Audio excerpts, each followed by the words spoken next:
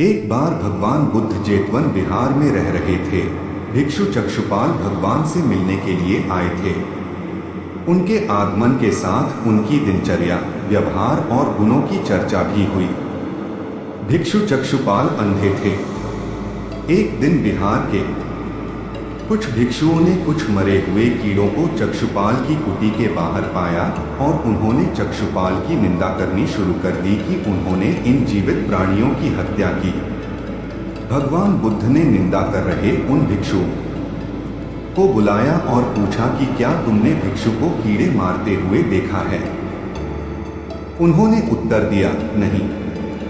इस पर भगवान बुद्ध ने उन साधकों से कहा कि जैसे तुमने उन्हें कीड़ों को मारते हुए नहीं देखा, वैसे ही चक्षुपाल ने भी उन्हें मरते हुए नहीं देखा और उन्होंने कीड़ों को जानबूझकर नहीं मारा है, इसलिए उनकी भर्त्सना करना उचित नहीं है।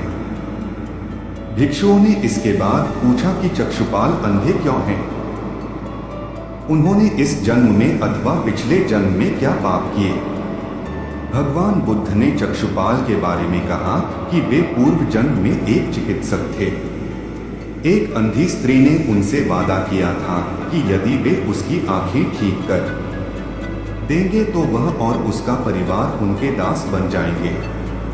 स्त्री की आंखें ठीक हो गई, पर उसने दासी बनने के भय से यह मानने से इनकार कर दिया। चिकित्सक को तो पता था कि उस स्त्री की आंखें ठीक हो गई हैं।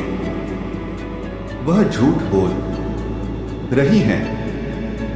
उसे सबक सिखाने के लिए या बदला लेने के लिए चक्षुपाल ने दूसरी दवा दी। उस दवा से महिला फिर अंधी हो गई। वह कितना ही रोई पीटी, लेकिन चक्षुपाल जरा भी नहीं पसीजा।